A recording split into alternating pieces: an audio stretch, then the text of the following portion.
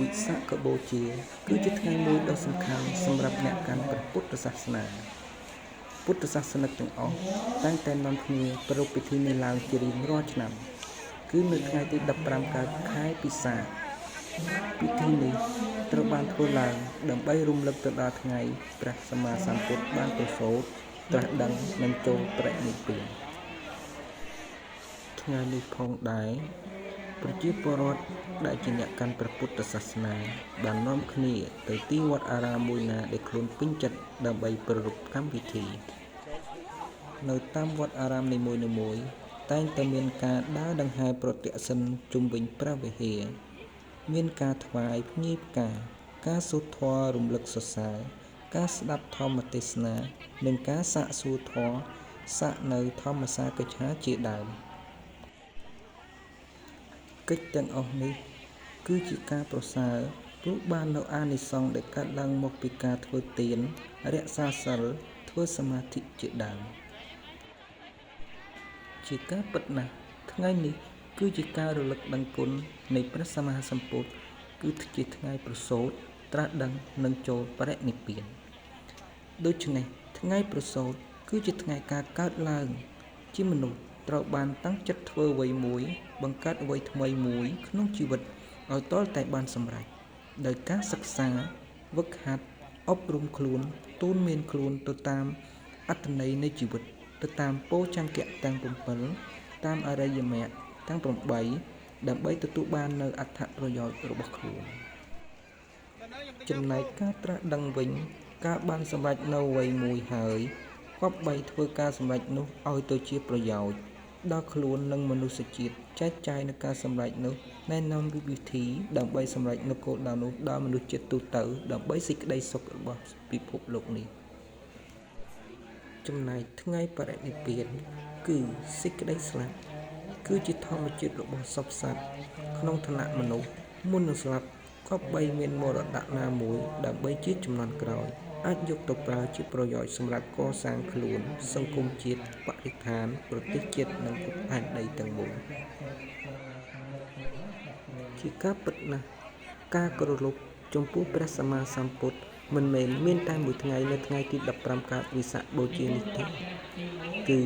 ពុទ្ធសាសនិកតែងតែធ្វើការគោរពរំលឹកនឹកគុណរបស់ព្រះសម្មាសម្ពុទ្ធជារៀងរាល់ថ្ងៃដើម្បីជាសេចក្តីសុខរវាងគ្នានិងគ្នាការចូលដល់ព្រះសម្មាសម្ពុទ្ធគឺពុទ្ធังសារណង្កិច្ឆាមិគឺមានន័យថាគឺយើងយកព្រះពុទ្ធព្រះធម៌ព្រះសង្ឃជាទីពឹងជាទីរលឹកពុទ្ធសាសនិកទាំងឡាយតែងតែបដិបត្តិនូវធម៌របស់ព្រះសម្មាសម្ពុទ្ធដូចជាសិល5សិល8សិល10ទៅតាមការអធ្យាស្រ័យរបស់បុគ្គលនីមួយៗ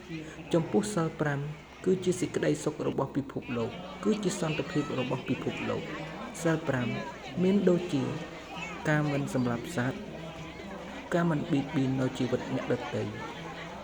ការមិនលួចទ្រព្យសម្បត្តិអ្នកដទៃការមិនលួចរបស់អ្នកដទៃដែលគេមិនបានឲ្យដោយកាយវាចាចិត្ត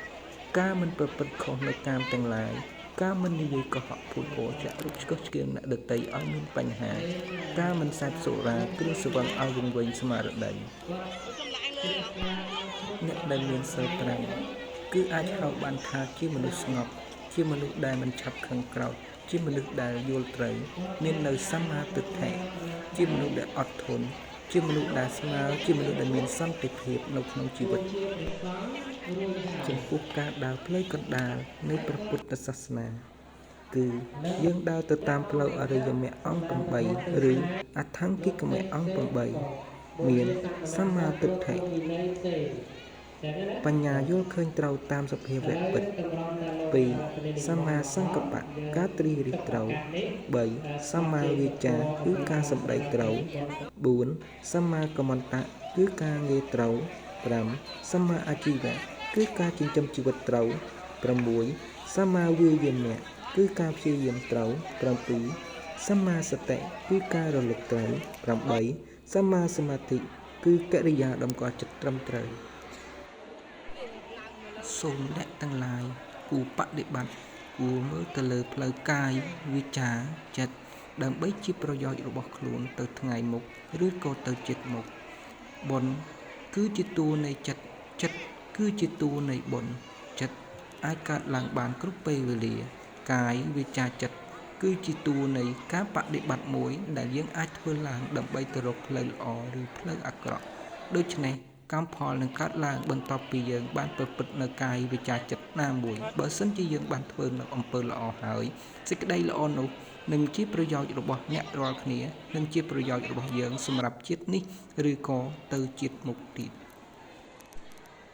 ជាចុងក្រោយសូមអ្នកទាំងអស់គ្នាបដិបត្តិនៅផ្លូវល្អណាមួយដើម្បីជាប្រយោជន៍របស់អ្នកទាំងឡាយសូមលោកអ្នកកុំមានការប្រមាថក្នុងជីវិតពីព្រោះការប្រមាថមិនធ្វើឲ្យយើងល្អនោះឡើយសូមអរគុណ